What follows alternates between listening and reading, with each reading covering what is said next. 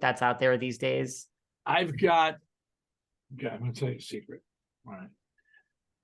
On my phone, I've got a playlist. It says Dee's Fun.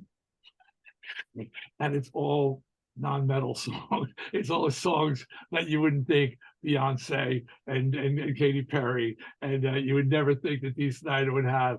And it's just an upbeat pop. Like, because I am a metal guy. I still love heavy metal. And but every now and then, you just want to just throw on some Pink or Christina Aguilera or whatever. And so I've got this Dee's Fun list. Yeah, it's all on there. So on Dee's Fun list, we have Katy Perry, we have Beyonce. Yes. All these huge songs. I got Ricky, what's the, I got, Living La Vida Loca's on. I mean, I'm going back. It's just fun. I love it. Well, listen, we did see you wear the high heels again on The Masked Singer. Listen, back in the day, you had the eyeshadow, you had the rouge. I mean, you really, I'm a card-carrying member of the LGBTQ community. You were a huge, before it was en vogue to be representing anything. I mean, I know you're a straight man married to your wife since 1981, but I mean, you really were. Do you consider yourself one of the first quote unquote drag queens? I mean, it was underground in LA and New York. Thank you for appreciating it. Thank you for appreciating it.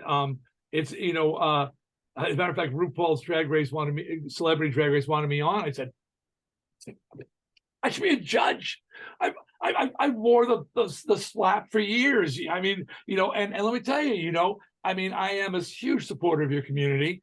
I know that they're want to use "We're Not Going to Take It" as their battle cry, and I've given them my deep blessing because I've walked in the heels and I've been on the receiving end, and I would get in fights every night in these bars and stuff like that. People were upset with how I was dressing and looking.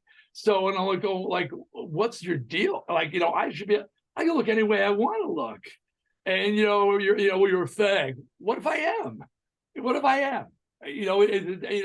not going to sit here and tell you I'm not, and convince you that I'm heterosexual, so you shouldn't worry about it. No, so yeah, I've been a supporter of the cause and the community, and I've had so many gay people, trans people come up to me and just shake my hand and thank me. I had a guy come up to me at an appearance. He was in tears. I had a book out called The Teenage Survival Guide. And he said, you were the first person who said it was okay to be gay to me.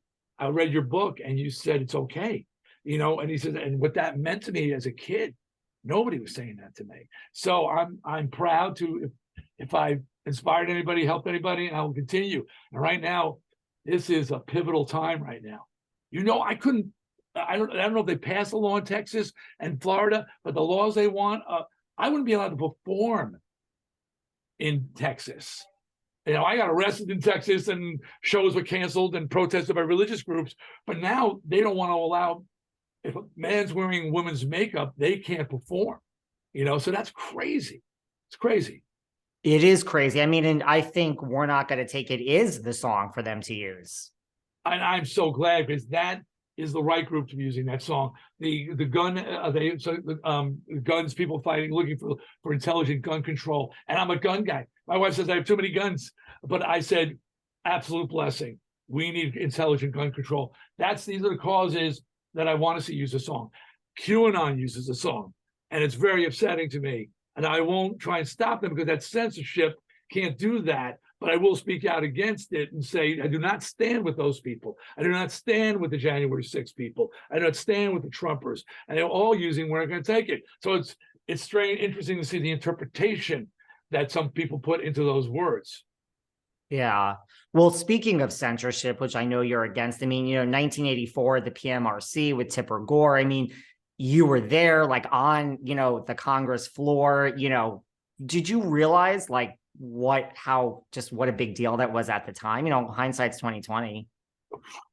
No, I mean, we were on tour. Like I said, we had religious groups picketing our shows and down in the Bible Belt, but it just seemed, hey, it's rock and roll. And the PMRC thing was going on, and they wanted to censor music, and and then they asked me if I would come and testify, and I said, hell yeah.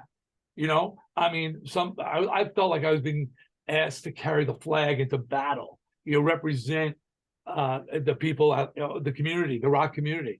And I went and, you know, when I got to Washington and saw the maelstrom of worldwide media and the protests and the craziness going on, and people, you know, you see those Senate hearings, it's pretty intense in that packed room, and what you're facing is not just this dais of senators up there, but there's this phalanx of cameras and reporters sitting on the floor right in front of you, and they're just, you know, every word, everything you're saying is being documented for posterity.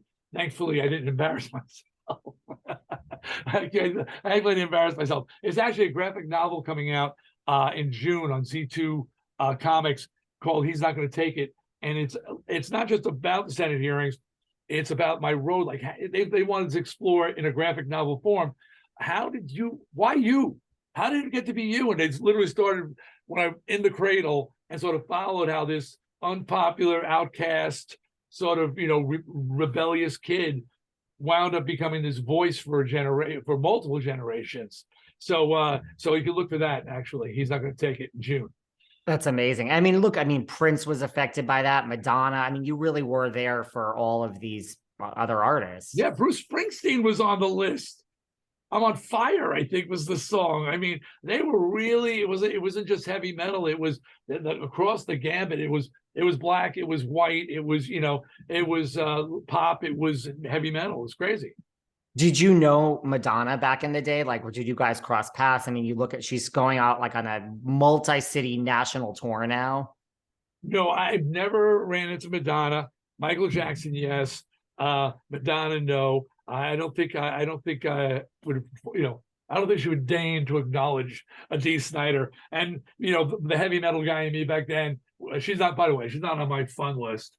I don't have any Madonna songs on my Dee's fun playlist. Beyonce, yes. Madonna, no. Yeah. Pink, Katy Perry, Christina, you know. By the way, I want to point out that you know, have you seen the meme that says, "I remember when Lady Gaga was Dee Snider"? There's a meme out there. Yeah, and Christina Aguilera got the Dee Snider treatment too in Lady Marmalade.